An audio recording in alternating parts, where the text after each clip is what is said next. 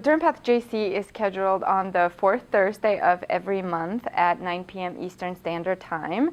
And even though we start sharply at 9 o'clock, we don't usually wrap up until 10:15.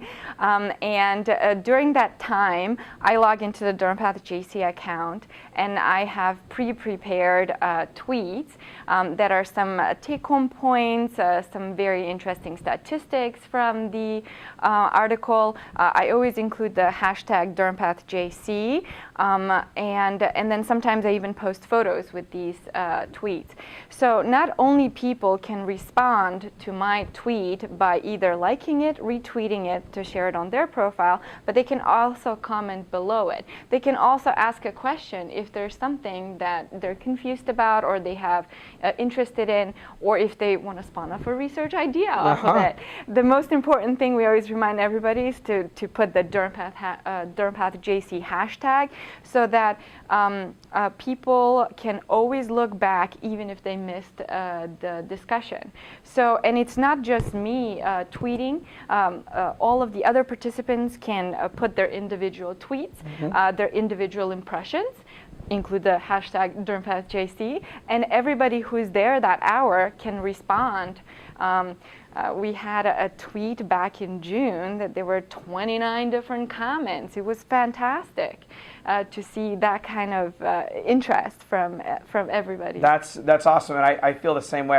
Every time I'm blown away by how many people from all over the country and from other countries even participate in this discussion about one article for an hour. And I think that's what when I tell people about this Twitter Journal Club idea, and they're like, what are you talking about? How does that even work?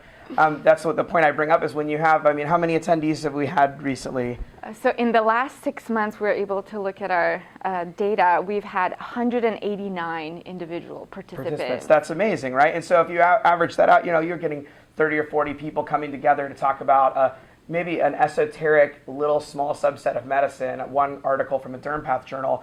And what's cool is that, I tell people, like, when was the last time you had 30 or 40 people show up at an in real life person, face-to-face journal club? And everyone says never, because no one has time for that in their schedule, right? During the day, you're busy, you've got work. At night, you've got family and kids, and it's hard to go out to a meeting or to get everyone together at the same time and place, let alone the geographic barriers that you would never be able to have people from all over the country or the world participate. And to me, to see that kind of, it's made the world of DermPath smaller and brought us all closer together, which is, I think that's wonderful, and I really love that. So, and for viewers who may not be familiar with Twitter, people often wonder, well, what's a hashtag? So hashtag is a £, followed by a word, and it can be any word. And basically the way I explain hashtags to people is that they're clickable, searchable labels, topic labels. So if you click on hashtag DermPathJC, it will bring up every single tweet. If you click that hashtag and the latest button that shows them chronologically, it'll bring them all up in chronological order, and you can go back and read through the whole discussion. At first it seems a little disjointed until you're used to Twitter, but the nice thing is that it's all there and easily searchable. So out of the millions and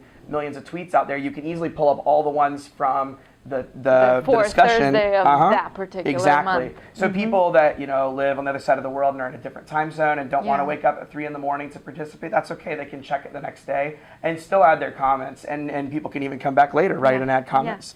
We also have another fantastic resource for any of the participants. We have the DermPath JC website, and it's www.dermpathjc.com.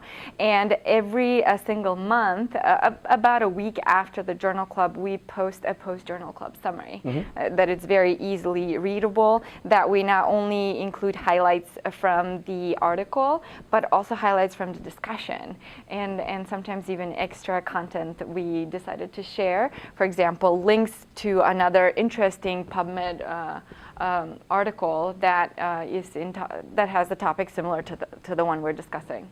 So it's nice that you're not just having a discussion there and then it's done and only for those participants. You really can summarize it, that people can refer back and see what was talked about, and maybe new ideas for research or practice can come from that. And I think one of the nice things has been for me that it's not just about discussing that article, but also talking about practical points for practice, right? Like, hey, how many of you use this immunostain versus that one? Like the article maybe was discussing that for something, and then we can have a tangential discussion from it. And it's cool to be able to poll all the people there and see, like, how do people actually practice in their practice setting. And I think that's really fascinating and really interesting to me, to be able to compare the way I handle certain things with the way other people do. And Absolutely. I always learn something from that.